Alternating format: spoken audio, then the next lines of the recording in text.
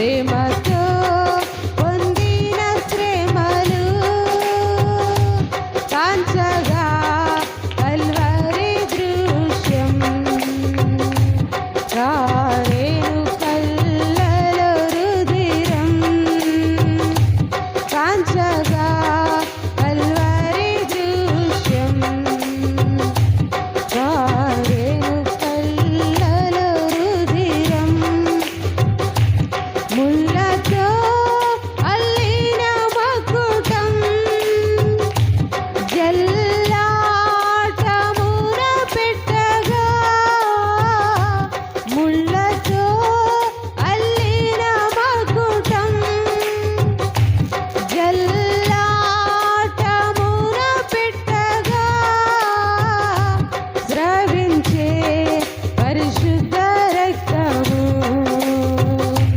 ద్రవించే నా హృదయం స్రవించే పరిశుద్ధ రక్తము ద్రవించే నా హృదయం ప్రియ యేసు మన కొరకు ప్రేమతో పొందిన శ్రమలు కాంచగా కల్వరి దృశ్యం కారేను కల్లలో రుధిరం కాంచగా కల్వరి దృశ్యం కారేను కల్లలో రుధిరం పాపాంధకారములో పయనించే మనుజులను పాపాంధకారములో పయనించే మనుజులను పావనులుగా చేయుటకు పావనుడేసు మరణించెను పావనులుగా చేయుటకు పావనుడేసు మరణించెను ప్రియ యేసు మన కొరకు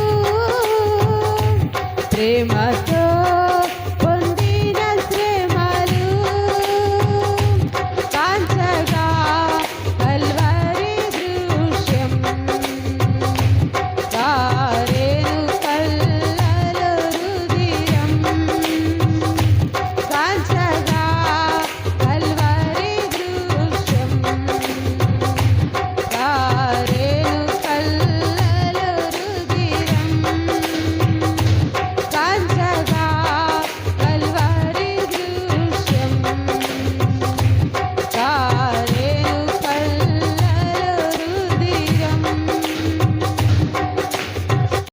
ప్రార్థన లేనిద పరాజయం ప్రార్థనలో నాటునది పెళ్ళగించుట సాధ్యము ప్రార్థనలో పోరాడునది పొందకపోవుట సాధ్యము ప్రార్థనలో నాటునది పెళ్ళగించుట సాధ్యము ప్రార్థనలో పోరాడునది పొందకపోవుట సాధ్యము ప్రార్థనలో ప్రాకులాడితే పతనమవ్వుట సాధ్యము ప్రార్థనలో ప్రాకులాడితే పతనమవ్వుట సాధ్యము ప్రార్థనలో పదునైనది పని చేయకపోవుట సాధ్యము ప్రార్థనలో పదునైనది పని చేయకపోవుట సాధ్యం ప్రభువా ప్రార్థన నేర్పయ్యా ప్రార్థించకుండా నేనుండలేనయ్యా ప్రభువా ప్రార్థన నేర్పయ్యా ప్రార్థించకుండా నేనుండలేనయ్యా నీ పాదాలు తడపకుండా నా పయనం సాగదయా నీ పాదాలు తడపకుండా నా పయనం సాగదయా నీ పాదాలు తడపకుండా నా పయనం సాగదయా నీ పాదాలు తడపకుండా నా పయనం సాగదయా ప్రార్థన వలనే పయనము ప్రార్థనే ప్రాకారము ప్రార్థనే ప్రాధాన్యము, ప్రార్థన లేనిదే పరాజయం. ప్రార్థన వలనే పయనము, ప్రార్థనే ప్రాకారము. ప్రార్థనే ప్రాధాన్యము, ప్రార్థన లేనిదే పరాజయం. ప్రార్థనలో కన్నీళ్ళు కరిగిపోవుట సాధ్యము, ప్రార్థనలో మూల్గునది మరుగైపోవుట సాధ్యము. ప్రార్థనలో కన్నీళ్ళు కరిగిపోవుట సాధ్యము, ప్రార్థనలో మూల్గునది మరుగైపోవుట సాధ్యము. ప్రార్థనలో నలిగితే నష్టపోవుట సాధ్యము, ప్రార్థనలో నలిగితే నష్టపోవుట సాధ్యము. ప్రార్థనలో పెనుగులాడితే పడిపోవుట సాధ్యము, ప్రార్థనలో పెనుగులాడితే పడిపోవుట సాధ్యము. ప్రభువా ప్రార్థన నేర్పయ్యా, ప్రార్థించకుండా నేనుండలేనయ్యా. ప్రభువా ప్రార్థన నేర్పయ్యా, ప్రార్థించకుండా నేనుండలేనయ్యా. నీ పాదాలు తడపకుండా నా పయనం సాగదయా, నీ పాదాలు తడపకుండా నా పయనం సాగదయా. నీ పాదాలు తడపకుండా నా పయనం సాగదయా, నీ పాదాలు తడపకుండా నా పయనం సాగదయా. ప్రార్థన వలనే పయనము, ప్రార్థనే ప్రాకారము. ప్రార్థనే ప్రాధాన్యము, ప్రార్థన లేనిదే పరాజయం. ప్రార్థన వలనే పయనము, ప్రార్థనే ప్రాకారము. ప్రార్థనే ప్రాధాన్యము, ప్రార్థన లేనిదే పరాజయం. హల్లెలూయా. ఆనాడు వనమందు నీవు పొందిన ఆవేదనో దేవా నేను మరతునా. నా కొరకే నా భువికే తెంచితివి, ఏదేను పాపమును రూపుమాపగా. ఆనాడు వనమందు నీవు పొందిన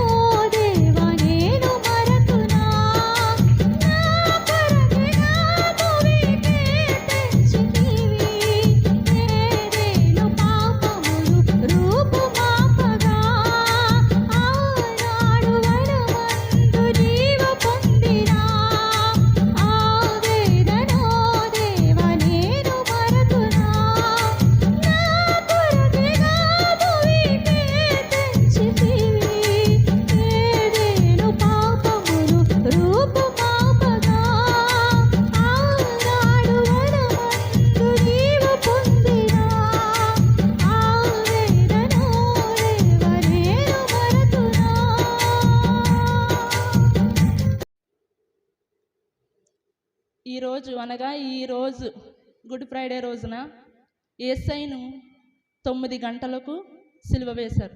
ఎన్ని గంటలకు సిలువ వేశారండి? 9 గంటలకు సిలువ వేశారు. 9 గంటల నుండి 3 గంటల వరకు ఆయన సిలువ మీద ఉన్నారు. హల్లెలూయా. 3 గంటలకు ఆయన ప్రాణము ఆయన విడిచి వెళ్ళినట్లుగా లేఖనాలు చెబుతూ ఉన్నాయి. హల్లెలూయా. అయితే ఈ యొక్క 9 గంటల నుండి 7 గంటల వరకు మధ్య సమయము 6 గంటలు. ఈ 6 గంటలలో దేవుడు యేసుక్రీస్తు ఆయన పలికినటువంటి మాటలు 7 మాటలు. హల్లెలూయా, హల్లెలూయా. ఈ 7 మాటలలో మొదటి 2 మాటలు ఈరోజు మనం ధ్యానం చేసుకుందాం. లూకా సువార్త 23వ అధ్యాయము 33వ వచనం. హల్లెలూయా. ఇక్కడ చదివినట్లయితే యేసు అంటూ ఉన్నాడు. యేసు అంటూ ఉన్నాడు, తండ్రి వీరేమి చేయుచున్నారు, వీరెరుగరు గనుక వీరిని క్షమించు అని. ఆ 33 నుంచి మనం చదువుకున్నట్లయితే, వారు కపాలమనబడిన స్థలమునకు వచ్చినప్పుడు అక్కడ కుడివైపున ఒకనిని ఎడమ వైపున ఒకనిని ఆ నేరస్తులను ఆయనతో కూడా సిలువ వేసిరి. యేసు, తండ్రి వీరేమి చేయుచున్నారో వీరెరుగరు గనుక వీరిని క్షమించమని చెప్పాను. వారు ఆయన వస్త్రములు పంచుకున్నటకై చీట్లు వేసిరి. ప్రజలు నిలవబడి చూచుచుండిరి. అధికారులను, వీడు ఇతరులను రక్షించెను, వీడు దేవుడు ఏర్పరచుకున్న క్రీస్తు అయిన ఎడల తన్ను తాను రక్షించుకునుమని అపహసించిరి. అంతటా సైనికులు ఆయన యొద్దకు వచ్చి ఆయనకు చిరకనిచ్చి, నీవు యూదుల రాజువైతే నిన్ను నీవే రక్షించుకునమని ఆయనను అపహసించిరి. ఇతడు యూదుల రాజని పై విలాసము కూడా ఆయనకు పైగా వ్రాయించెను. హల్లెలూయా. ఈ లేఖన భాగం మనం చదివినాం కదా. ఇక్కడ యేసయ్యను అప్పగించిన తర్వాత సిలువ వేయుటకు కపాలబడిన స్థలమునకు ఆయనను తీసుకుని వచ్చారు. హల్లెలూయా, హల్లెలూయా. తీసుకువచ్చినప్పుడు ఆయనకు కుడి వైపున ఒకరిని ఎడమ వైపున ఒకరిని ఆయనతో పాటుగా సిలువ వేశారు. హల్లెలూయా, హల్లెలూయా. అంత మాత్రమే కాదు కానీ ఆయన వస్త్రాల్ని పంచుకున్నారు. ఆయన వస్త్రాల్ని పంచుకోవడానికి చీట్లు కూడా వేశారు. హల్లెలూయా, హల్లెలూయా. ఇంకొక లేఖన భాగంలో ఉంటుంది ఏంటంటే, నాలుగు భాగాలుగా ఆ వస్త్రాన్ని చీల్చినట్లుగా మరొక అధ్యాయంలో ఉంటుంది. హల్లెలూయా.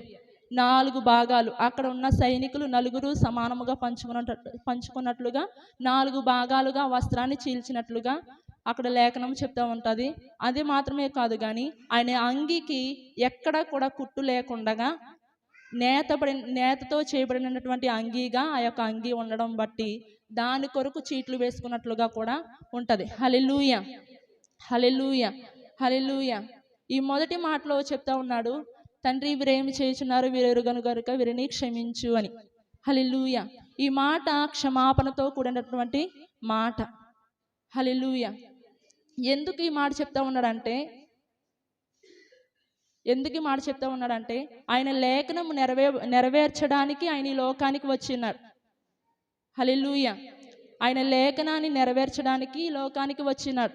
ఏంటి లేఖనము అనగా, ఏంటి ప్రవచనము అనగా, ఆయన నిరపరాధి రక్తము వలన పాపక్షమాపణ అనేది కలుగుతుంది కాబట్టి ఆయన మన కొరకు లోకానికి వచ్చి మనల్ని పవిత్రులుగా చేయడానికి, మనను నిర్దోషత్వాన్ని మనకి అనుగ్రహించడానికి, నరకము నుండి తప్పించి పరలోక రాజ్యానికి మనం నడిపించడానికి దేవుడు ఈ లోకానికి వచ్చినాడు. హల్లెలూయా, హల్లెలూయా, హల్లెలూయా. అంత మాత్రమే కాదు కానీ ఇక్కడ మనం చదివినట్లయితే ఆయనను అప్పగించిన యోధ అతని యొక్క శరీరంలో సాతాను ఉండడం బట్టి, సాతాను అతన్ని ఆవరించడం బట్టి అతడు యేసును అప్పగించాడని కూడా లేఖనం చెప్తా ఉంది. హల్లెలూయా, హల్లెలూయా. యేసును అప్పగించిన తర్వాత సాతాను అతన్ని విడిచి వెళ్ళిపోయిన తర్వాత, అయ్యో నేను నిరపరాధిని అప్పగించాను, నిరపరాధి రక్తాన్ని నేను అప్పగించానని ఆ ధనాన్ని తీసుకువచ్చి అది ఎవరికైతే అప్పగించాడో వారికి ఆ ధనం ఇస్తున్నప్పుడు, ఇది మాకొద్దు నీవే పట్టుకెళ్ళిపో అన్నప్పుడు ఆ ధనం తీసుకువచ్చి దేవాలయంలో విసిరివేసి అతడు వెళ్ళి ఉరివేసుకున్నట్లుగా లేఖనం చెప్తా ఉంది. హల్లెలూయా. ఇక్కడ దేవుడు చెప్తా ఉన్నాడు ఏంటంటే క్షమాపణను ఆయన ఇస్తా ఉన్నాడు. ఎందుకు ఇస్తా ఉన్నాడంటే, ఆయనను సిలువ వేసి ఉన్న ప్రతి ఒక్కరూ కూడా ఎవ్వరూ తన యొక్క వారంతట వారుగా చేయలేదు. ఎందుకంటే ఆయనను ఆయనే అప్పగించుకున్నాడు. హల్లెలూయ, హల్లెలూయ. ఆయనను ఆయనే అప్పగించుకున్నాడు గనుక, ఆయన అప్పగింపబడాలి గనుక వారందరూ కూడా ఆ యొక్క సిలువ వేదనలో, అనగా దేవుని సిలువ వేయుటకు వారందరూ కూడా పాత్రలు వహించారు అంతే. హల్లెలూయ, హల్లెలూయ, హల్లెలూయ. యేసును అపహసించడం బట్టి, ఆయనను సిలువలో ఆయనను వేధించడం బట్టి దేవుడు, తండ్రి అయిన దేవుణ్ణి అడుగుతా ఉన్నాడు యేసుక్రీస్తు, తండ్రి వీరేం చేస్తున్నారు, వీరెరుగరు గనుకనే వీరిని క్షమించు అని చెప్తా ఉన్నాడు. హల్లెలూయ. మనము పాత నిబంధన గ్రంథంలో మనం చూసినట్లయితే యెహోవా నామాన్ని దూషించిన వారికి మరణ శిక్ష విధింపబడుతుందంట. హల్లెలూయ, హల్లెలూయ. అది ఎక్కడ ఉంటుందంటే లేవీకాండము 24వ అధ్యాయము, లేవీకాండము 24వ అధ్యాయము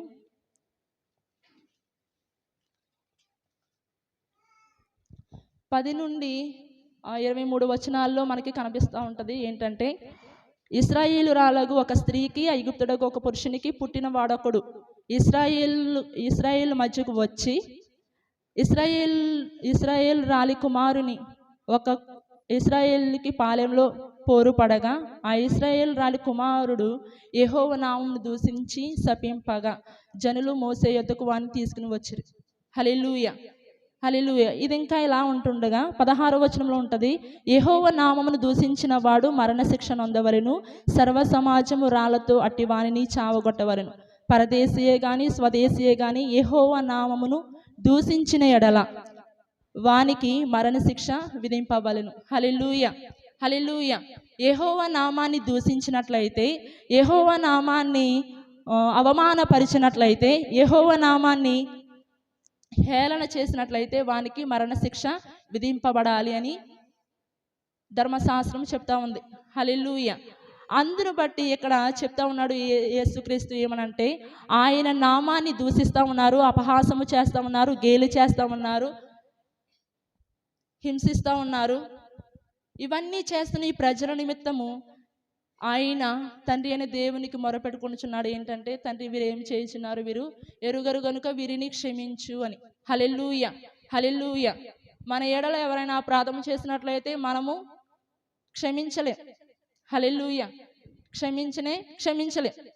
అయితే యేసయ్యను ఎంతలా హింసించిన, ఎంతలా ఆయన గాయపరిచిన, అవమానపరిచిన, ఉమ్మి వేసిన, గుద్దిన, తన్నిన, ఏమి చేసినా సరే, హల్లెలూయ, ఆయన చెప్తున్న మాట ఏంటంటే క్షమాపణ. హల్లెలూయ, హల్లెలూయ.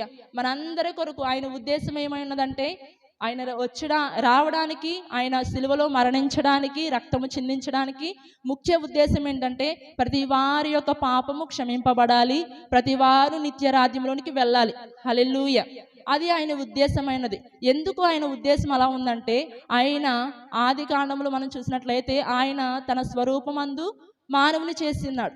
మానవుని చేసి ఉన్నప్పుడు మానవుడు ఆయన ఇచ్చినటువంటి ఆజ్ఞను అతిక్రమించి పాపము చేసి దేవునికి దూరస్తుడైపోయాడు. హల్లెలూయ. దేవునికి దూరస్తుడైపోయాడు గనుక అనేక మార్లు దేవుడు మాట్లాడుతూ ఉన్నాడు, అనేక మార్లు అనేకమైన దైవజనులను పంపుతూ ప్రజలను హెచ్చరిస్తూ ఉన్నాడు. హల్లెలూయ. పాపక్షమాపణ కొరకు నిర్దోషమైన గొర్రెను కానీ, మేకను కానీ, కోడెను కానీ, హల్లెలూయ, పక్షులను కానీ, పరిశుద్ధమైన వాటిని వధించి వాటి రక్తము వలన వీరు శుద్ధులవ్వాలని, వీరు పవిత్రులవ్వాలని దేవుడు అలా కూడా ఏర్పాటు చేశాడు. హల్లెలూయ. అయితే మానవుని యొక్క స్వభావం ఏంటంటే పాపం చేస్తూ ఉన్నాడు, క్షమాపణ పొందుకుంటా ఉన్నాడు, పాపం చేస్తూ ఉన్నాడు, క్షమాపణ పొందుకుంటా ఉన్నాడు. హల్లెలూయ, హల్లెలూయ. దేవుడు చెప్పాడు, దేవుని యొక్క ఉద్దేశము ఏమై ఉన్నదంటే, వీరు ఎప్పటికీ మారరు గనుక, వీరి యొక్క స్వభావము మార్చబడదు గనుక, నిర్దోషమైనవి ఎందుకు చనిపోవాలి, ఈ పక్షులు మోగ ప్రాణులు ఎందుకు చనిపోవాలనే ఉద్దేశంతో దేవుడే ఆయన మనల్ని కలుగజేశాడు. అలాగే ఆయన వలననే మనకు రక్షణ కావాలని, మనకు పాపక్షమాపణ కావాలని ఆయనే మానవుని అవతారం ఎత్తి ఈ లోకానికి వచ్చినాడు. హల్లెలూయ, హల్లెలూయ, హల్లెలూయ. మానవునిగా ఆయన జీవించాడు, పరిశుద్ధునిగా ఆయన జీవించాడు. హల్లెలూయ, హల్లెలూయ. ఆయన 100% మానవుడు, 100% దేవుడు. పరిపూర్ణమైన జీవితమును ఆయన కలిగి ఉన్నాడు. హల్లెలూయ, హల్లెలూయ. ఆయన ఉద్దేశం ఏమైనదంటే మనము క్షమింపబడాలి, మనము రక్షణ పొందాలి, నిత్య రాజ్యంలోనికి వారసులము అవ్వాలని. అందును బట్టియే ఆయన మరణమును బట్టి ప్రతివారు రక్షణ పొందాలని, ప్రతి వారికి ఆయన యొక్క రక్తము శుద్ధి చేయాలని ఆయన యొక్క ఉద్దేశమైనది కనుక ఆయన మొదటిగా పలికిన మాట, సిలువలో మొదటిగా పలికినటువంటి మాట, తండ్రి వీరేమి చేయుచున్నారు, వీరెరుగురు కనుక వీరిని క్షమించుము అని. హల్లెలూయ. రెండవ మాటగా ఆ కింద వచనంలో ఉంటుంది కదా, వ్రేలాడబడిన ఆ నేరస్తులలో, లూకాసు వార్త 23వ అధ్యాయము 39 నుంచి 43 వచనముల వరకు.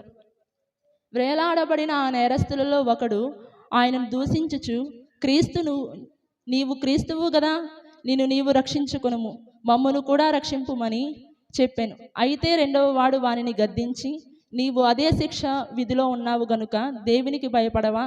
మనకైతే ఇది న్యాయమే, మనము చేసిన వాటికి తగిన ఫలము పొందుచున్నాము గాని ఈయన ఏ తప్పిదమును చేయలేదని చెప్పి ఆయనను చూచి, యేసు, నీవు నీ రాజ్యములోనికి వచ్చినప్పుడు నన్ను జ్ఞాపకము చేసుకునేమనెను. అందుకైన వానితో, నేడు నీవు నాతో కూడా పరదేశంలో ఉందువని నిశ్చయముగా నీతో చెప్పుచున్నానని అనెను. హల్లెలూయ, హల్లెలూయ. ఈ మాట, ఈ రెండవ మాట ఏంటంటే రక్షణను చూపిస్తా ఉంది. హల్లెలూయ. మొదటి మాట ఏమో క్షమాపణ చూపించింది, రెండవ మాట ఏమో రక్షణ చూపించింది. హల్లెలూయ. ఏంటి రక్షణ అంటే, ఆయనతో పాటు సిలువ వేయబడడానికి ఇద్దరు నేరస్తులను తీసుకువచ్చారు. ఆయనకు కుడి వైపున ఒకరిని, ఎడమ వైపున ఒకరిని ఆయనతో పాటుగా సిలువ వేశారు. హల్లెలూయ. అయితే వారి మధ్యలో జరుగుతున్నటువంటి సంభాషణ ఏమై ఉన్నదంటే, వ్రేలాడబడిన నేరస్తుల్లో ఒకడంటా ఉన్నాడు, నీవు క్రీస్తువు కదా, నీవు అనేకమైన కార్యాలు చేస్తావు కదా, నువ్వు దేవుని కుమారుడు అని చెప్తా ఉన్నావు కదా, నిన్ను రక్షించుకుని నన్ను కూడా రక్షించు, మమ్ములను కూడా రక్షించు అని యేసుక్రీస్తుని అడుగుతా ఉన్నాడు. హల్లెలూయ. అనగా అపహాసము చేస్తా ఉన్నాడు. నేరము చేసిన వ్యక్తి ఏ నేరము లేని వ్యక్తిని ప్రశ్నిస్తున్నటువంటి ప్రశ్నలు. హల్లెలూయ. నీవు క్రీస్తువు కదా, నీవు రక్షించుకుని నన్ను కూడా రక్షించు. క్రీస్తు అనగా రక్షకుడని అర్థం. హల్లెలూయ, హల్లెలూయ. నువ్వు రక్షించేవాడవు కదా, అనేక మందిని నువ్వు రక్షించావు, అనేకమైన కార్యాలు నువ్వు చేసావు, ఎన్నో సూచక్రియలను, అద్భుత కార్యాలు నువ్వు చేసావు, సమాధిలో ఉన్నవారిని లేవనెత్తావు, ఎన్నో కార్యాలు చేసావు కదా, మరి నీవు రక్షించుకుని నన్ను కూడా రక్షించవచ్చు కదా అని చెప్తా ఉన్నాడు. హల్లెలూయ. రెండవ వ్యక్తి అంటా ఉన్నాడు, లేదు, నీవు ఇదే శిక్షా విధిలో ఉన్నావు, నీవు నేను ఇది అనుభవించడానికి నీవు నేను అర్హులమే, కానీ ఈయనలో ఏ పాపము లేదు, ఏ దోషము లేదు, ఈయన ఏ నేరము చేయకుండా కానీ ఈ శిక్ష అనుభవిస్తూ ఉన్నాడు, ఇప్పటికీ కూడా నువ్వు మారవా? ఎందుకు ఒకవేళ ఈయన తలుచుకుంటే ఇప్పుడుకిప్పుడే ఆయన రక్షింపబడవచ్చు, వీరందరినీ కూడా నాశనము చేయవచ్చు. రెండవ వ్యక్తి గ్రహించాడు కానీ మొదటి వ్యక్తి గ్రహించలేదు దేవుని యొక్క శక్తి. హల్లెలూయ, హల్లెలూయ. ఆయన ఉద్దేశాన్ని గ్రహించలేకపోయాడు. హల్లెలూయ, హల్లెలూయ. వీరంతట వీరు ఈయనకి అవసరమైతే, హల్లెలూయ, ఈయన అనుకుంటే ఇప్పటికిప్పుడే ఆయన వీరందరిని నశింపజేసి ఈయన రక్షింపబడవచ్చు, కానీ ఈయన ఉద్దేశము వేరే ఉన్నది. ఇప్పటికీ నువ్వు తెలుసుకోవా అని రెండవ వ్యక్తిని గద్దిస్తున్నట్లుగా మనము లేఖనంలో చదువుతున్నాం. హల్లెలూయ. అయితే ఆయన చెప్తా ఉన్నాడు ఏంటంటే, ఆయనను చూసి అడుగుతా ఉన్నాడు ఈ రెండవ దొంగ, యేసు, నీవు నీ రాజ్యంలోనికి వచ్చినప్పుడు నన్ను జ్ఞాపకము చేసుకున్నామని ఆయన అడుగుతున్నాడు. హల్లెలూయ, హల్లెలూయ. ఈ దొంగ నేరస్తుడు ఏం చూశాడంటే, యేసయ్య సిలువలో దేన్ని గ్రహించాడంటే ఆయన రాజ్యమును గ్రహించాడు. హల్లెలూయ, హల్లెలూయ. దేవుని రాజ్యం ఉందని ఈ యొక్క నేరస్తుడైన దొంగ, హల్లెలూయ, గ్రహించాడు. ఏంటంటే ఆయన శిలువ మరణము పొందడానికి, ఆయన ఇంతగా శ్రమ పడడానికి, ఇంతగా నలిగిపోవడానికి దేవుని రాజ్యమే కారణం అని గ్రహించాడు. హల్లెలూయా, హల్లెలూయా. దేవుని రాజ్యంలోనికి నడిపించడానికే ఈయన మరణశిక్ష అనుభవిస్తా ఉన్నాడు అని గ్రహించాడు. అందుకే చెప్తా ఉన్నాడు ఏంటంటే ఆయన ప్రార్థన చూడండి, మనము శ్రేష్టమైన భావమును గురించి మనం ప్రార్థించే వారముగా ఉండాలని వాక్యము చెప్తా ఉంది. హల్లెలూయా. ఈయన శ్రేష్టమైన దాని కొరకు అడుగుతూ ఉన్నాడు. సిలువలో అతను కూడా వేదన పడుతూ ఉన్నాడు, అతను కూడా శిక్ష అనుభవిస్తూ ఉన్నాడు. అనుభవిస్తూ దేవుణ్ణి అడుగుతున్న మాట ఏంటంటే, నీ రాజ్యంలోనికి వచ్చినప్పుడు, నీవు నీ రాజ్యముతో వచ్చినప్పుడు నన్ను జ్ఞాపకము చేసుకో అని అడుగుతా ఉన్నాడు. హల్లెలూయా, హల్లెలూయా. ఎంత శ్రేష్టమైన మనవి అడుగుతా ఉన్నాడు. హల్లెలూయా, హల్లెలూయా. అప్పుడు ఆయన చెప్తా ఉన్నాడు, ఆయన ఏమని చెప్తా ఉన్నాడు అంటే, నేడు నీవు నాతో కూడా పరదైసులో ఉండు అని చెప్తా ఉన్నాడు. హల్లెలూయా, హల్లెలూయా. దేవుని రాజ్యమును అక్కడ చూచాడు. మొదటి దొంగ ఏం చేశాడంటే హేళన చేశాడు, అపహాసము చేశాడు. దేవుణ్ణి మామూలుగా అలా కళ్ళతో చూస్తూ ఉన్నాడు కానీ హృదయంతో గ్రహింపలేకపోతూ ఉన్నాడు. మనము కూడా అనేక మార్లు దేవుని వాక్యాన్ని వింటూ ఉంటాము కానీ దాన్ని గ్రహించలేకపోవడం వల్ల ఆ వాక్యంలో ఉన్న శక్తిని మనము పొందుకోలేం. హల్లెలూయా, హల్లెలూయా. దేవుని శక్తిని మనము పొందుకోవాలంటే గ్రహింపు అనేది మనకి అవసరమై ఉన్నది. ఆ రెండు వైపులా ఉన్నటువంటి దొంగలు, దేవుడు మధ్యలో ఉన్నాడు, రెండు వైపులా ఇద్దరు దొంగలు వేలాడబడతా ఉన్నారు. అక్కడ మనం చూసి నేర్చుకోవాల్సింది ఏంటంటే ఆయన మరణము రెండు మార్గాలని చూపిస్తూ ఉంది. హల్లెలూయా. ఆయన మార్గమై ఉన్నాడు, ఆయన సత్యమై ఉన్నాడు, ఆయన జీవమై ఉన్నాడు. ఆయన జీవము మార్గమై ఉన్న దేవుడు గనుక ఆయన రెండు వైపులా రెండు జీవితాలు, రెండు వ్యక్తిత్వాలు కనిపిస్తూ ఉన్నాయి. ఒకటేమో అపహాసము చేసే వ్యక్తి, ఇంకొకలేమో గ్రహించిన వ్యక్తి. హల్లెలూయా. దేవుణ్ణి గ్రహించిన వ్యక్తి, దేవుని రాజ్యమును గ్రహించిన వ్యక్తి. హల్లెలూయా. రెండు మార్గాలు మన ఎదుట దేవుడు ఉంచి ఉన్నాడు. ఏంటంటే జీవ మార్గము, మరణ మార్గం.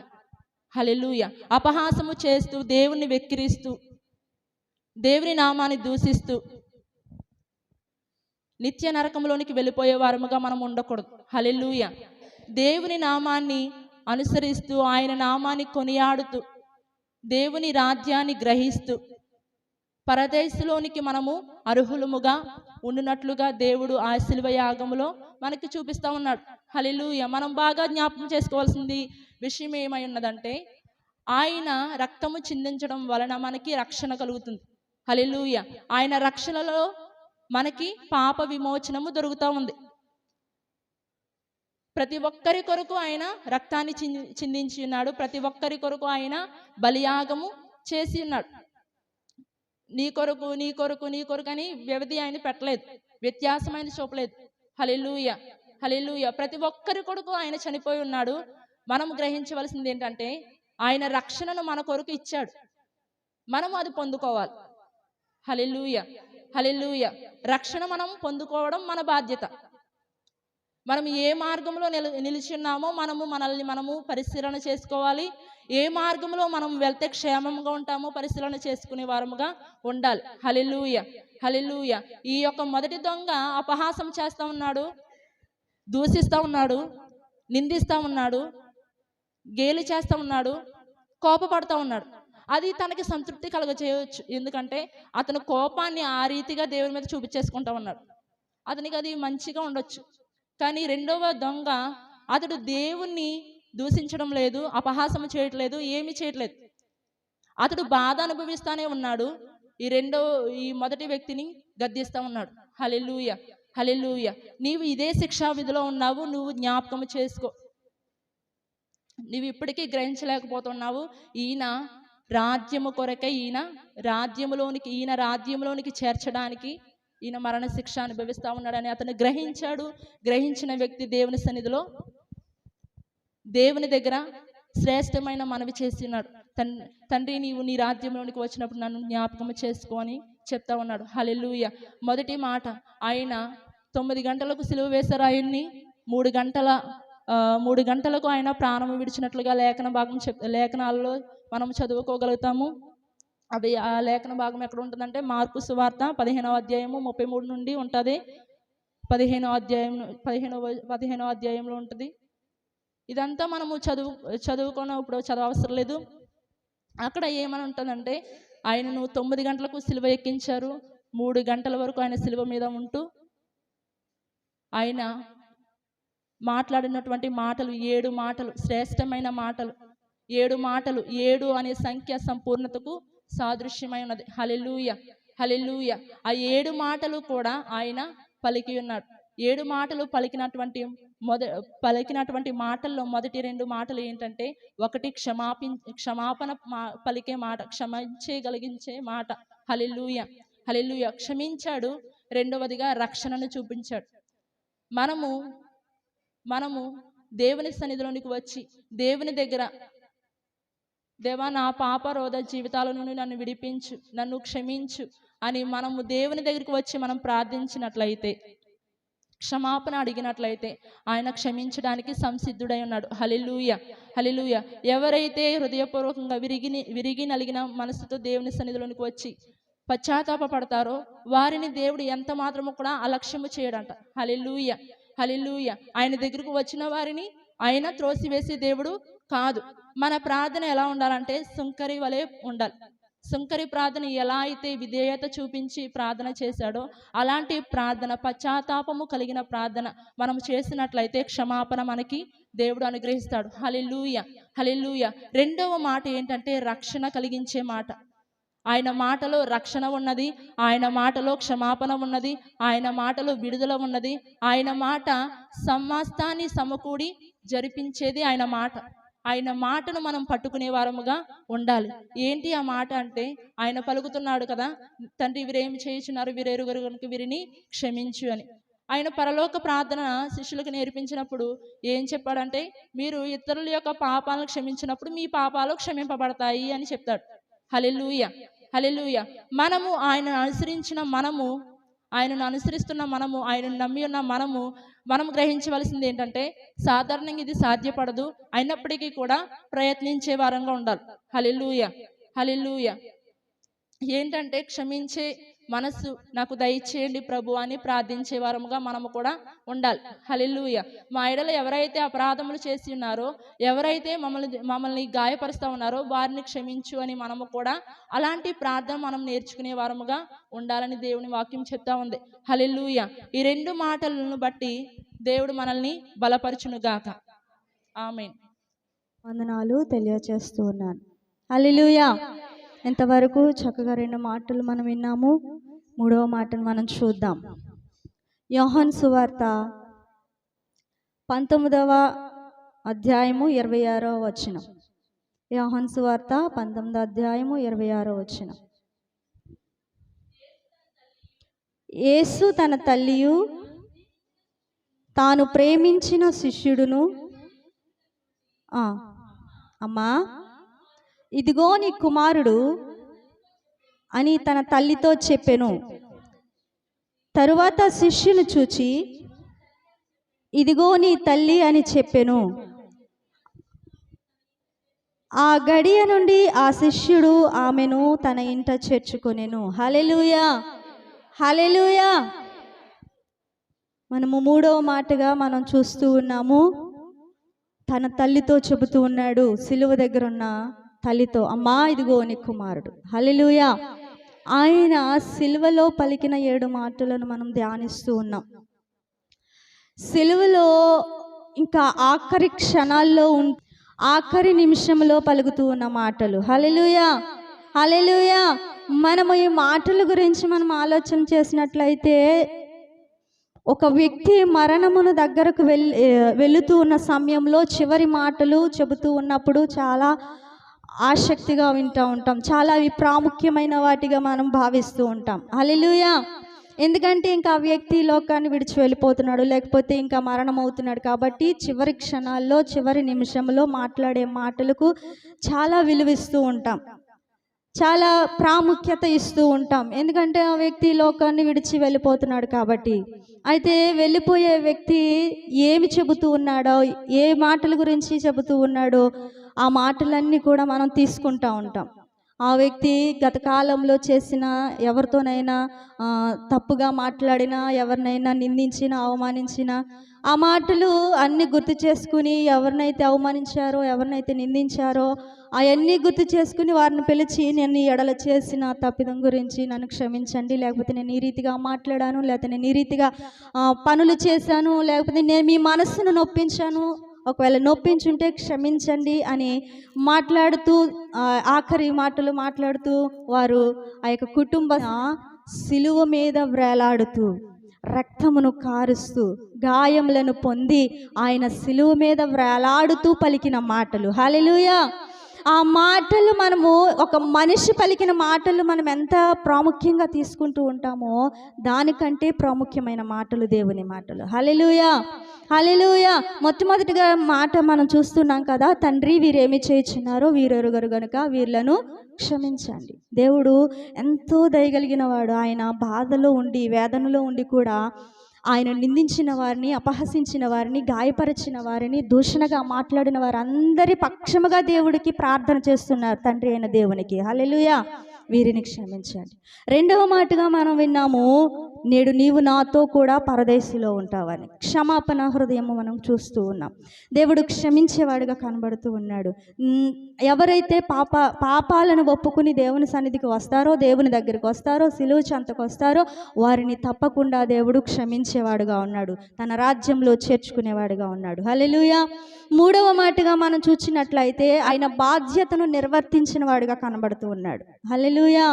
సిలువ మీద వ్రేలాడుతూ గాయాలతో, రక్తముతో, భయంకరమైన వేదనతో ఆయన సిలువ మీద ఉన్నప్పుడు ఆ సిలువ దగ్గరగా ఉన్న తల్లిని చూచి ఆయన బాధ్యతను మరచిపోకుండా తల్లితో చెబుతూ ఉన్నాడు, అమ్మా ఇదిగో నీ కుమారుడు అని. ఆ యొక్క తల్లి బాధ్యతను వేరొకరికి అప్పగిస్తూ ఉన్నాడు. హల్లెలూయా, హల్లెలూయా. ఆయన బాధ్యతను మాత్రం మరచిపోలేదు. ఆయన తండ్రి అయిన దేవుడు ఆయనకు అప్పగింపబడిన బాధ్యతను నెరవేరుస్తూ తల్లి బాధ్యతను, ఈ లోకానికి తీసుకొచ్చిన తల్లి బాధ్యతను నిర్వర్తించేవాడుగా ఉన్నాడు. హల్లెలూయా. నేను దేవుని పని చేస్తున్నాను కదా, దేవుని సువార్తను ప్రకటించాను కదా, లేకపోతే దేవుని పనిలో నేను ఇప్పుడు ఉన్నాను కదా, అయితే నా తల్లిని నా తండ్రిని దేవుడే చూసుకుంటాడు, దేవుడే కాపాడుతాడు అని అనుకోకుండా, తండ్రి నా తల్లిని తండ్రిని చూసుకుంటాడు అనుకోకుండా ఆ సిలువ వేదనలో ఉండి కూడా, భయంకరమైన బాధతో వేదనతో ఉన్నా కూడా ఆ ప్రక్కన ఉన్న తల్లిని జ్ఞాపకం చేసుకుంటూ ఆ తల్లి యొక్క బాధ్యతను ఆ శిష్యునికి అప్పగిస్తూ ఉన్నాడు. శిష్యునితో చెబుతూ ఉన్నాడు, ఇదిగో నీ తల్లి అని. హల్లెలూయా. అమ్మా ఇదిగో నీ కుమారుడు, ఇదిగో నీ తల్లి అని వారిద్దరికీ చెప్పినప్పుడు, ఎప్పుడైతే యేసు ప్రభువారు తల్లి బాధ్యత ఆ శిష్యునికి అప్పగించాడో ఆనాటి నుండి కూడా ఆ తల్లి ఆ శిష్యుని ఎంట ఉన్నది. ఆ శిష్యుడు తల్లిగా స్వీకరించాడు. ఆ యేసు ప్రభువు చేయవలసిన పనులన్నీ, తల్లికి చేయవలసిన బాధ్యతలన్నీ ఈ యొక్క శిష్యుడు చేయడానికి ఆ బాధ్యతను స్వీకరించాడు. హల్లెలూయా, హల్లెలూయా. మనము చూచినట్లయితే ఆయన ఎంతగా ఆ యొక్క బాధ్యతలను నిర్వర్తించేవాడుగా ఉన్నాడు అంటే అవి ఇంకా ఎవరు చేయలేనంతగా. హల్లెలూయా, హల్లెలూయా.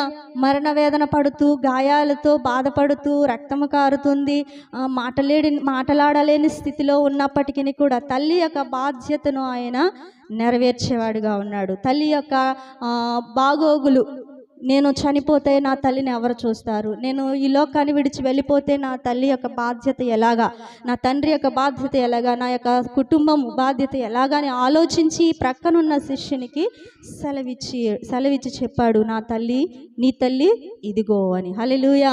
వాక్యం సెలవిస్తుంది, నిర్గమాకాండంలో మనకు కనబడుతూ ఉంటుంది. నిర్గమాకాండము 20వ అధ్యాయము 12వ వచనంలో వాక్యం సెలవిస్తుంది, నీ దేవుడైన యెహోవా నీకు అనుగ్రహించు దేశములో నీవు దీర్ఘాయుష్మంతుడగునట్లు నీ తల్లిని నీ తండ్రిని సన్మానించుము. హల్లెలూయా. హల్లెలూయా. నీవు దీర్ఘాయుష్మంతుడు అవ్వాలంటే తల్లిని తండ్రిని సన్మానించాలి. నువ్వు సంతోషంగా జీవించాలంటే తల్లిని తండ్రిని సన్మానించాలి. నువ్వు హాయిగా నీ యొక్క కాలాన్ని గడపాలంటే నీ తల్లిని తండ్రిని సన్మానించాలి. సిలువలో బాధపడుతున్నాను కదా, నేను గాయాలతో ఉన్నాను కదా, నా యొక్క బాధ నా యొక్క దుఃఖము ఎవరికి తెలుస్తుంది, నేనే భరిస్తున్నాను కదా, ఇంత బాధలో ఉండి కూడా నా తల్లిని నేను ఏం పట్టించుకుంటాను, ఇంత కష్టంలో ఉండి కూడా నా కుటుంబాన్ని నేను ఏం పట్టించుకుంటాను, ఇంత వేదనలో ఉండి కూడా నేను నా యొక్క తల్లిదండ్రుల బాధ్యత నేను ఏం చేయగలను, నిస్సహాయ స్థితిలో నేనున్నాను, నేనేమీ చేయలేనని ఆయన అనుకోలేదు. కానీ బాధలో ఉండి కష్టంలో నుండి కూడా తల్లిదండ్రుల బాధ్యతను తీసుకుని వేరొకరికి అప్పగించాడు. వాక్యం సెలవిస్తుంది, నువ్వు దీర్ఘాయుష్మంతుడు అవ్వాలంటే, నువ్వు ఎల్లకాలము సుఖ సంతోషాలతో జీవించాలంటే తల్లిదండ్రులను సన్మానించాలి. తల్లిదండ్రుల మాటకు విధేయులుగా ఉండాలి. హల్లెలూయా. తల్లిదండ్రులు చెప్పిన ప్రతి మాటను విని దాని ప్రకారం నడుచుకునేవారుగా ఉన్నట్లయితే తల్లిదండ్రులు మనలను బట్టి సంతోషించేవారుగా ఉంటారు. అప్పుడు తల్లిదండ్రులు సంతోషించి ఆనందించినప్పుడు వారి దీవెనలు బిడ్డల మీద ఉంటూ ఉంటాయి. హల్లెలూయా, హల్లెలూయా. వాక్యము కూడా అదే సెలవిస్తుంది, నీకు అనుగ్రహించిన దేశంలో నీవు దీర్ఘాయుష్మంతుడు అవ్వాలంటే నీ తల్లిని తండ్రిని సన్మానించు. ప్రభు అయిన యేసు ప్రభు వారు సిలువలో వేలాడుతూ కూడా తల్లిని మరచిపోలేదు. తల్లి సిలువ దగ్గరుండి ఏడుస్తూ ఉంది, బాధపడుతూ ఉంది. కుమారుడు సిలువలో గాయాలు పాలై రక్తము కారుతూ చూడలేని పరిస్థితిలో ఉన్నప్పుడు ఏ తల్లి కూడా చూడలేదు. హల్లెలూయా. చిన్న గాయమైతేనే బిడ్డలకు తల్లి ఉండలేదు. అయితే అలాంటిది యేసు ప్రభు వారిని వారందరూ పట్టుకుని నిందించి అవమానించి ఎంతగా బాధ పెట్టారు అంటే ఇంకా వర్ణించలేము ఆ బాధను. ఒక ప్రత్యేకమైన కొరడా చేసేవారంట. ఆనాడు శిక్షించే వారి కోసమని వారు ఒక ప్రత్యేకమైన కొరడాను సిద్ధపరిచేవారంట. అది ఎలాంటిదంటే పదునైన ఎముకలతో చేయబడింది. హల్లెలూయా. పదునైన ఎముకలతో చేయబడినది, లోహాలతో చేయబడిన ఒక కొరడాను చేసి ఆ కొరడాతో ఆ దోషులు వీపు మీద కొట్టినప్పుడు ఆ కొరడాలు ఆ యొక్క వీపు మీద గుచ్చుకుని రక్తము మాంసపు ముద్దలు కూడా బయటకు వచ్చేటట్లుగా వారు తయారు చేసేవారంట. హల్లెలూయా. అదే రీతిగా దేవునికి కూడా ఆ రీతిగానే వారు ఆ యొక్క కొరడాను సిద్ధపరిచి ఆ కొరడాతో కొడుతూ ఉన్నారు. ఆ కొరడాతో ఆయనను వీపును చీల్చుచూ ఉన్నారు. ఆ కొరడాతో కొడుతూ ఆయనను మాట్లాడు ఆయనను అనేకమైన రీతులుగా అవమానపరుస్తూ నిందిస్తూ దేవుణ్ణి హేళనపరుస్తూ సిలువ వేసిన యేసు ప్రభువును లేకపోతే ఆ కుమారుణ్ణి ఆ తల్లి చూచినప్పుడు ఆ తల్లి యొక్క గుండె ఎంత పగిలిపోయి ఉంటుందో. హల్లెలూయా, హల్లెలూయా. అయినప్పటికీ యేసు ప్రభు వారు ఆ స్థితిలో ఉండి కూడా తల్లిని మాత్రం మర్చిపోకుండా తల్లి బాధ్యతను లేదా కుటుంబ బాధ్యతను ఆయన నిర్వర్తించేవాడిగా మనకు కనబడుతూ ఉన్నాడు. 4వదిగా మనం చూద్దాము, మత్తయి సువార్త 27వ అధ్యాయము 46వ వచనం. హల్లెలూయా, హల్లెలూయా. ఈ యొక్క మాటలో దేవా నా దేవా నా చెయ్యి ఎలా విడనాడితివి. సిలువలో 4వ మాట ఆయన మాట్లాడుతూ ఉన్నాడు బాధతో వేదనతో. నా దేవా నా చెయ్యి ఎలా విడనాడితివి.